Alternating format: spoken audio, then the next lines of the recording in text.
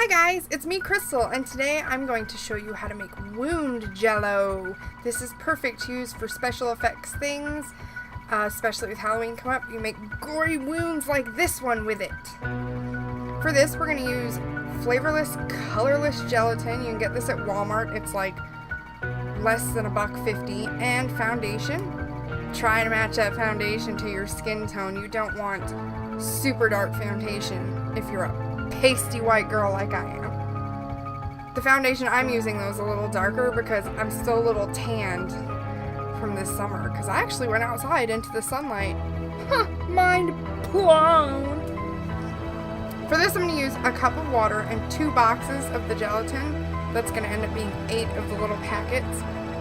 You can actually use less. You can mix a teaspoon of water and a teaspoon of gelatin and make a thinner jello mix. I mean, whatever you want to do. I'm making a bigger batch though, so that I can keep this in the fridge and use it the rest of the month. I'm using Rimmel foundation. This foundation is great for this because it comes with this little stick.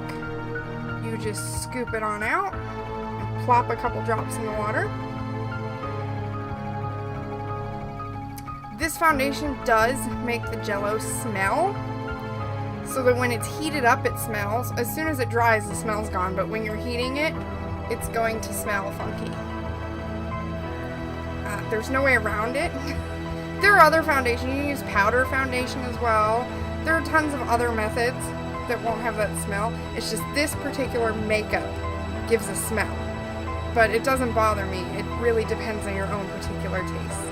L'Oreal's really good and doesn't have a smell. There are cheap drugstore brands that are really great. You can take a foundation cake and mix it in there. I mean, you can use dollar foundation from the dollar store that matches your skin tone. It really doesn't matter. I just use this because I had it lying around the house. And that works for me. It already matches my skin tone. I didn't have to buy new stuff. There you go. So you're going to put the foundation in the water, mix it, and heat it up. I turn my stove up all the way to the high setting. For some people this is a number, so it would normally be 8. You can see that the foundation's kind of separating. It does that. But then here when it boils, it mixes back in.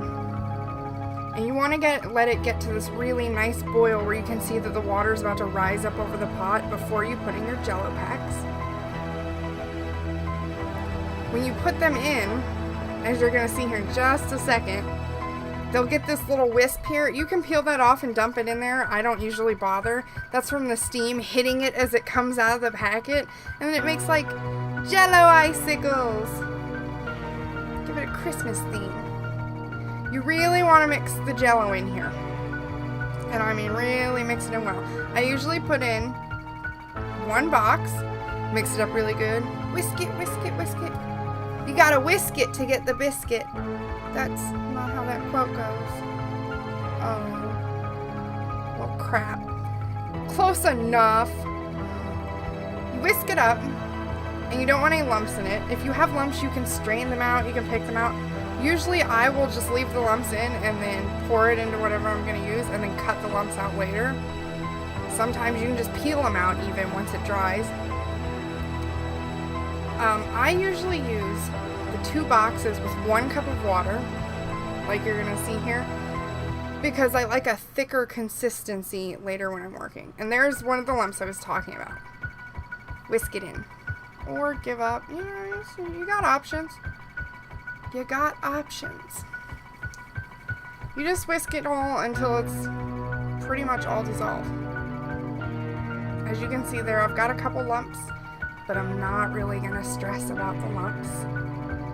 I then take it and I pour it into a round, I wouldn't call it a pie pan, it's a cake pan actually, yeah, a round cake pan. And I kind of flatten it out. You can see there, it's got a thick layer. You can't see the base of my pan. This does make a pretty thick batch. Put it in the fridge. It usually takes 15 minutes, and then it's this cool, see the texture? It's like silicone. I like smooshy. You're going to take that and you can cut it up. You can use a knife or scissors. I cut it off in chunks and put it in a coffee cup. That's my thing. You can make a mixture of 4 cups and 6 packages of Jello that will fill an entire pan and have really thick Jello squares.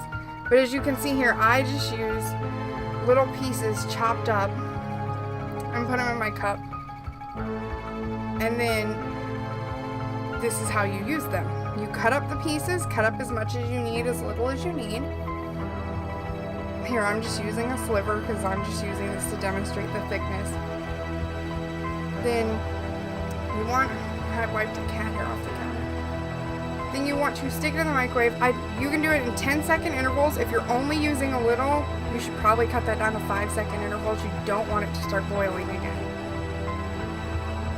When it comes out, it should have this kind of consistency here. Almost the consistency of liquid latex. But it's really great. This is great for wounds. It sticks to your skin really well, and it doesn't hurt when it peels off, and it doesn't rip your hair out horribly. I will be showing you guys later how to use this for more things. Anyways, that's how you make wound Jello. Thanks everyone for watching.